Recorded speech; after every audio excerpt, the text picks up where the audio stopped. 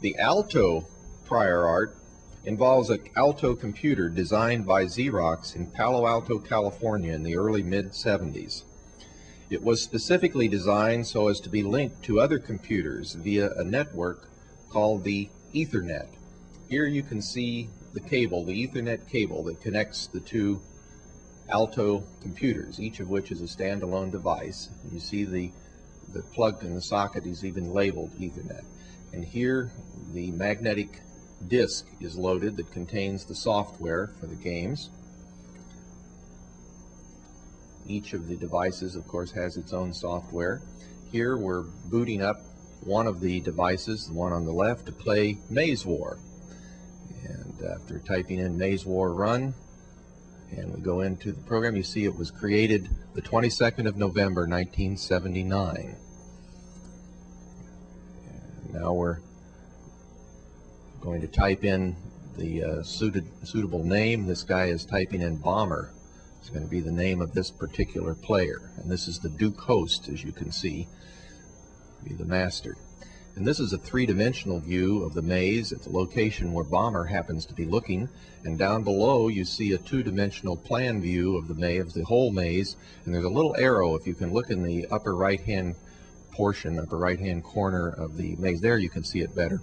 And you see the little arrow pointing, and that's Bomber, traversing around the maze in a standalone mode where he's playing himself, just moving around in the maze. And of course, if we could see upstairs to the three-dimensional view, you would be able to see him moving along the hallways. Now we have two Alto computers connected together in this particular demonstration of the Ethernet, and now the second player is going to sign on and going to run the same program, Maze War, that's been loaded into the magnetic by the magnetic cartridge into his machine, and he's going to select a name, and his name is Killer. And so we have Killer on the right and Bomber on the left. And now Killer is in the game, and you can see that he, at the moment, sees himself there in the maze and his view of the two-dimensional view of the maze, and he now knows that Bomber is also involved. Bomber now knows that Killer is involved. So both of them now are talking to each other. The computers know that they're there, and they're playing, two players on two different computers playing the same game. And as you can see, the one on the right, Killer, is moving around the hallways while Bomber is standing still at this moment. So Killer's trying to find Bomber, and when he finds Bomber, he will be able to see Bomber's eyeball. And if Bomber happens to be looking the right direction, Bomber will be able to see Killer's eyeball. And sure enough, in Bomber's view, you can see Killer coming toward him now down the hallway, while Killer is moving down the hallway, and now we're facing each other, and each sees the eyeball of the other. Now Killer turns around, so Bomber turns around as well and can't see Killer anymore. Now they're looking at each other again.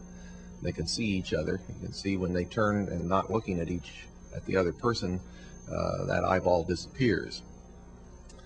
And now Bomber's moving around the maze, trying to get away from Killer, perhaps. Killer's moving. Oh, they shot each other. Looks like Bomber got hit.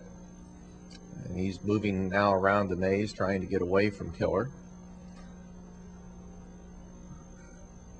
Each time they get hit, they get put to a different part of the maze to start over again, and there's a score that's kept here. In this case, Bomber has -5 and Killer has 10. And they're now proceeding on, and somebody hit the other person, and now the score was tied up 5-5. You can see two people playing here, both Bomber and Killer. When Bomber gets hit, his screen flashes. Now he's in a part of, he's moving, well, oops, he got hit again by Killer.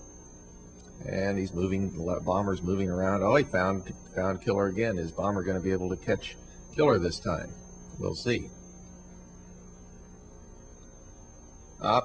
Killer got hit. The flashing screen on Killer's side indicates that Bomber made it.